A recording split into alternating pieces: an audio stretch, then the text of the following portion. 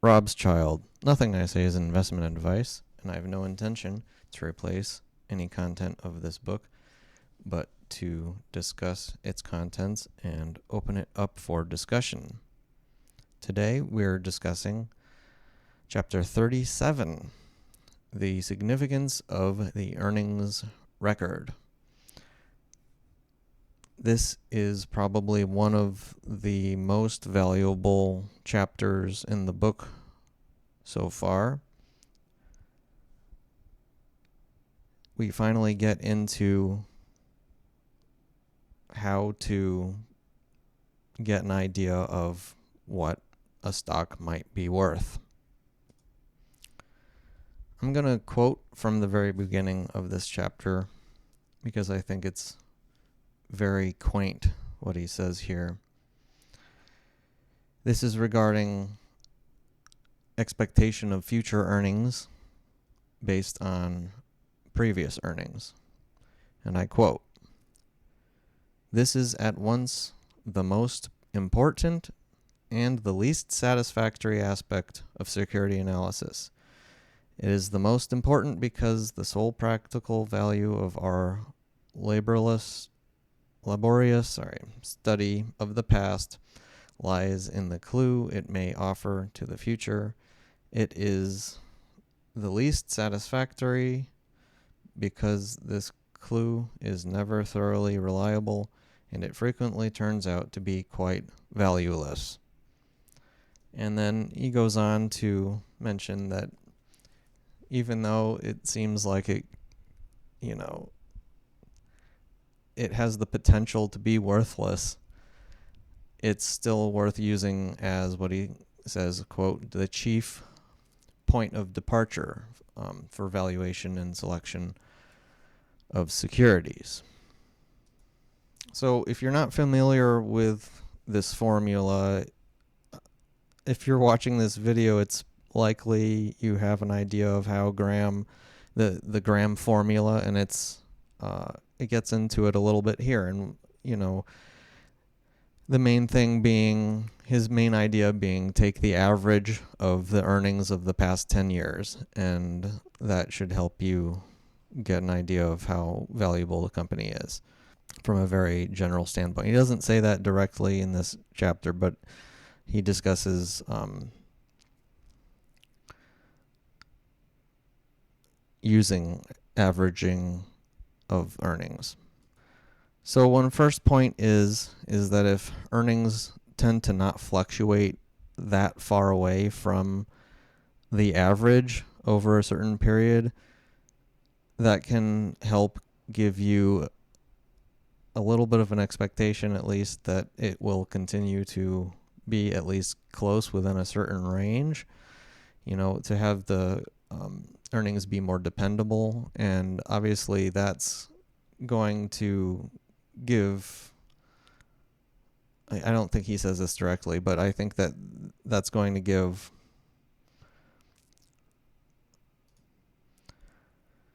people more confidence in the dependability of the value of the company. If your earnings are all over the place, one year you make $10 per share, the next year you lose $5 per share, if it's just jumping all around, seemingly, that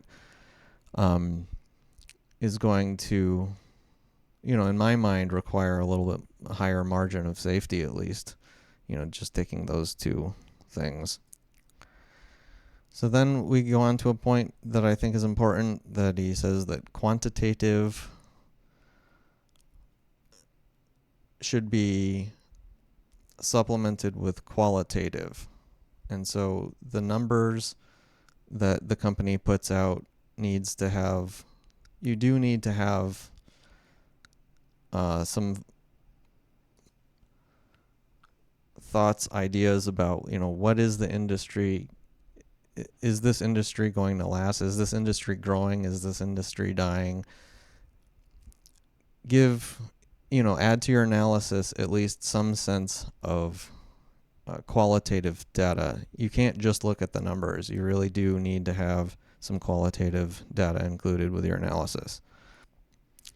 I also wanted to mention that he sort of infers that it's possible to use the average earnings anyway, even if earnings are fluctuating greatly. And I've kind of wondered about that, and that was a very useful thing to get out of this, because um he doesn't seem that bothered by widely fluctuating earnings year over year, as long as you can just take an average and you can use that. Moving on, we talk about U.S. Steel, and he mentioned how this is a case where the industry changed negatively for U.S. Steel, I think because of competition, if I'm not incorrect. But their earnings dropped significantly from 1934 and through 1939. I'm going to bring up this example later, but Nvidia is probably the best thing to think about right now.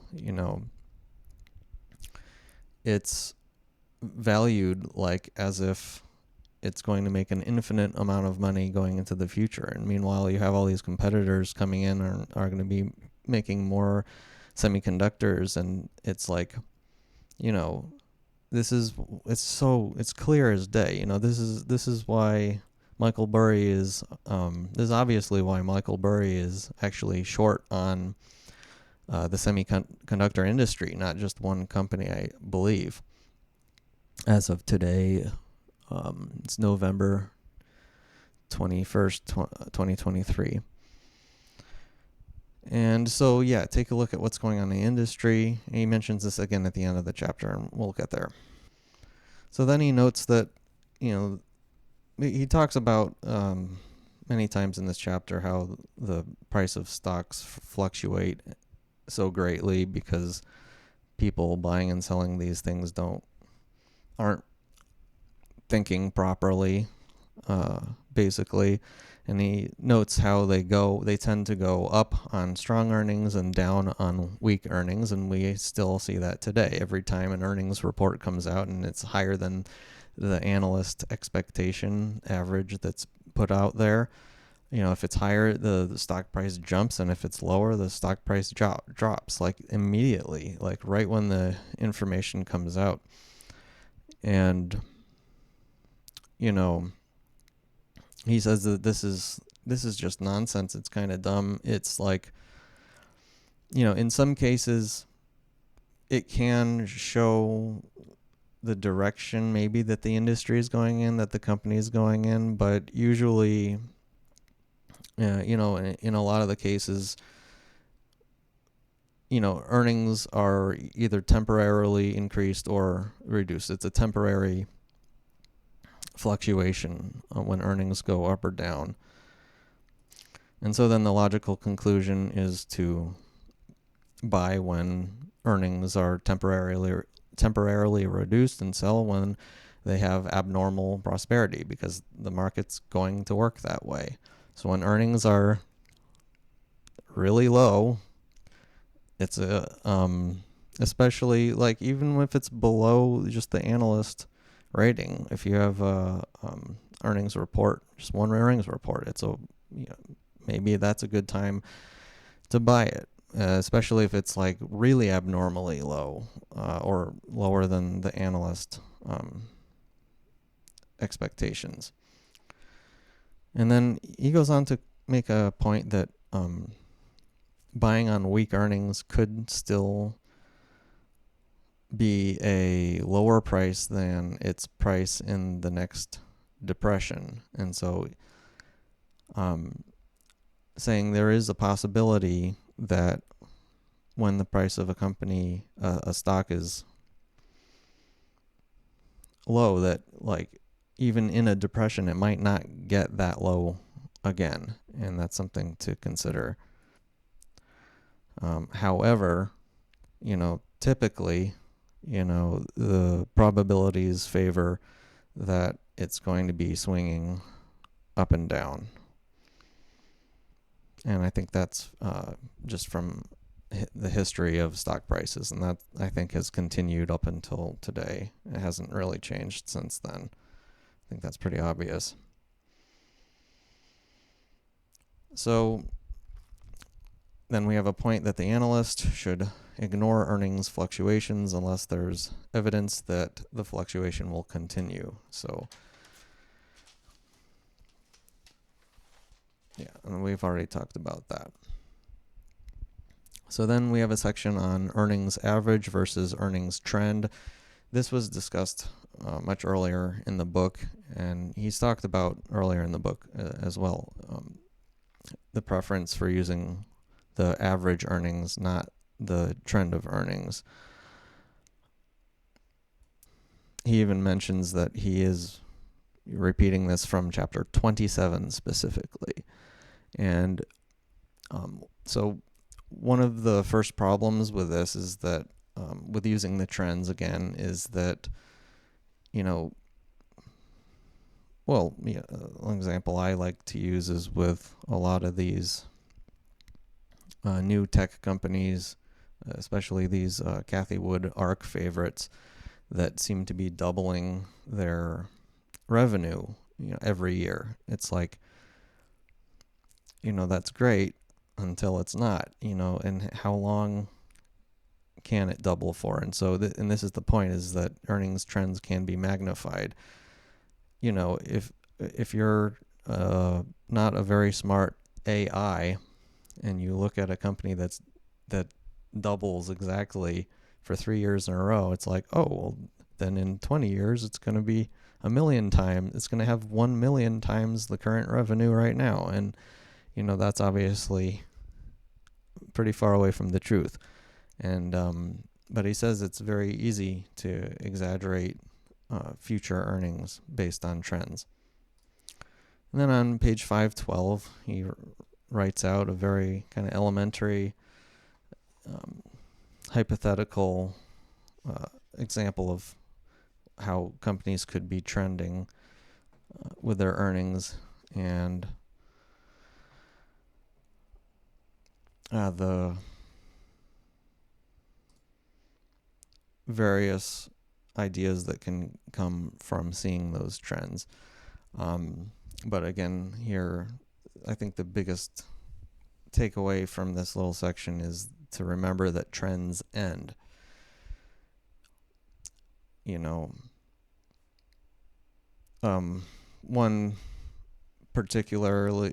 great example that I tend to talk a lot about is the uranium industry, and how, the trend has been cheaper and cheaper uranium for the past 10 years, staying low for so long. And, what often happens in industries like that where we actually still need uranium is there develops underinvestment in producing or mining the resource, and then you end up in one of those cycles where all of a sudden there's not enough and everybody's scrambling to get more uranium, and then the price goes up, everybody's selling it, everybody's having a great time, and then there's too many people selling it and it busts and it goes back down. And so that's just another example that I like to add to this. So then we go on to a point. He says, if qualitative data checks out, the valuation should not be based on more than the proven earnings in a period of normal business.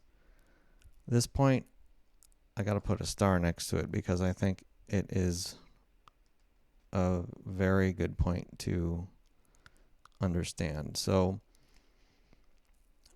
if a company for some reason has just like absolutely outstanding earnings out of nowhere,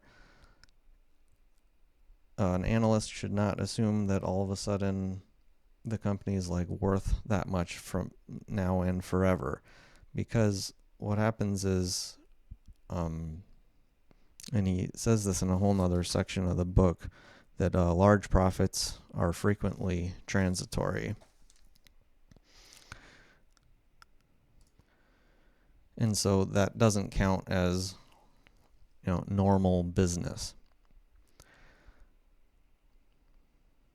And so that's one argument, maybe even against Star Bulk Carriers, stock I mentioned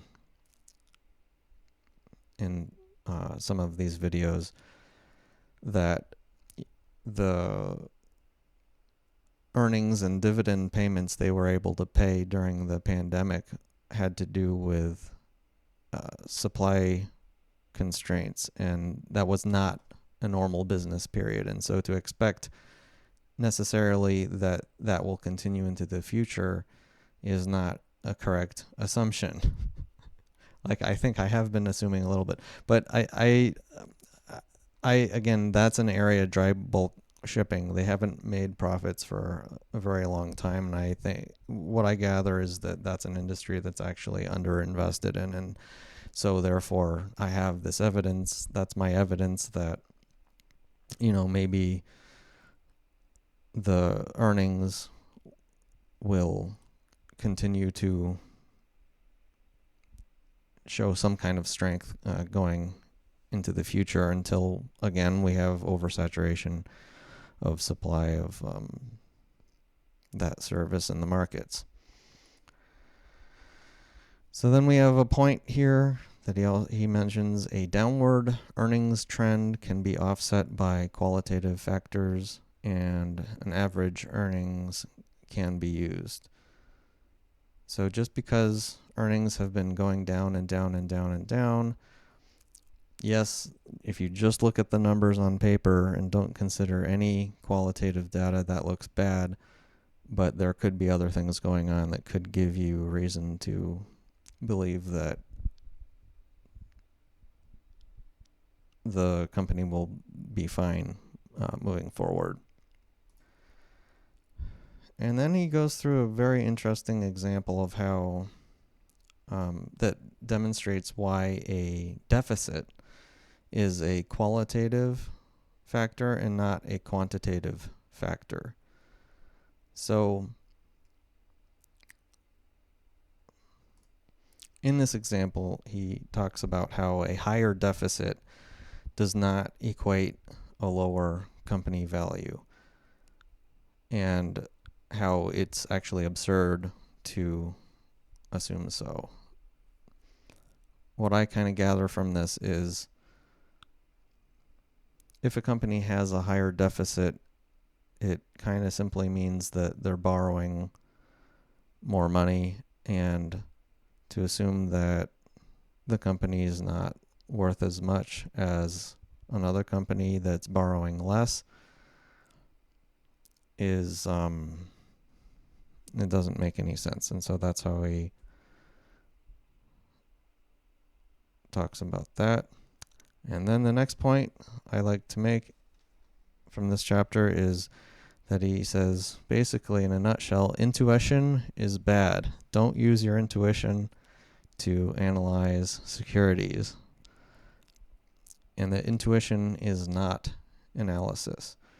But then he always says like a rule and then says but. And then in this case he says, in here, that a certain amount of intuition is like, it's okay if it's based on like your experience with understanding, an industry or where things might be going. No one has a crystal ball, but there's certain things that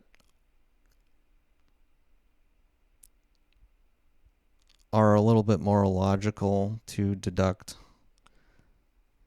versus things that you just like are like feeling, in your heart, that oh, this industry or this company is going to do so well. I can just feel it. Very bad. Don't do that. So, and then a quote from that idea is that that he has here is: analysis of the future should be penetrating rather than prophetic. So no prophecies. It should be well thought out about. And that's all qualitative information we're talking about here. And then we have a point talking about how a larger margin of safety can make up for unstable earnings. So if the earnings are hardly ever close to its actual average of earnings, that, if you have a liberal amount of margin of safety, that can make up for the fact that it's all over the place. I mentioned that earlier in this video. And then, like I also mentioned earlier, large profits are frequently transitory, and he goes over a few examples. And I want to add an example to this. So he discusses a car gadget company that's like clearly a one-off thing, that like everybody wants this gadget in their car, and a very trendy thing that would not last, very obviously. And then talking about Coty, Coty, a makeup business. I think they still have a stock today that is probably just as volatile today as it was in the 1930s. And how, they come up with some product that everybody has to put on their face, and so, they market it well, and all of a sudden they make a ton of money one year, and then it loses popularity the next year, and they make nothing. And so, these large profits coming from trendy type companies are something to be really careful with. And this reminds me of Unrivaled Investing. He mentioned he was bullish on Crocs company. And this chapter, I think Graham and myself, I would agree that Crocs is a very trendy company with very large transitory profits, and that, if they do continue, well, good for them, good for the shareholders, good for everybody involved, but it's not something I'm interested in personally. There's a lot of other choices out there that I'd rather be a part of. And so yeah, I think with any company, if it seems trendy at all, it creates what I might call like a false boom, where it's like, oh, this is like taking off, everybody's getting into this. And I still think there's a good amount of that going on in Bitcoin in particular. But I dabble in Bitcoin a little bit because why not? I provide myself with a very large margin of safety, and a very small enough allocation where it doesn't bother me. So that's how I personally play with that trend. And it could be a revolution, which, anyway, I digress. Let's just finish this chapter. So he mentions at the end this brewery. There was a brewery expansion, apparently, that he talks about leading into an obvious bust because everybody wanted to make breweries, and all of a sudden there's too many breweries. And reminds me, literally today there's so many breweries popping up all over the place. It's kind of it's just funny that example's in this book in 1940, and he's talking about it then, and I feel like that's happening today. But it also reminds me again of the semiconductor industry, how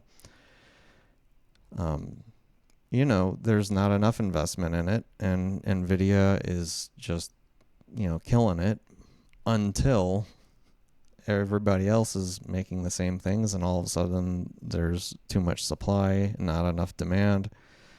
And it's pretty obvious to see that one coming. I'm not short semiconductors yet, but I'm thinking about it now that I'm on this subject. But I digress. So that is chapter 37 of Security Analysis. Hope you enjoyed. Rob's Child.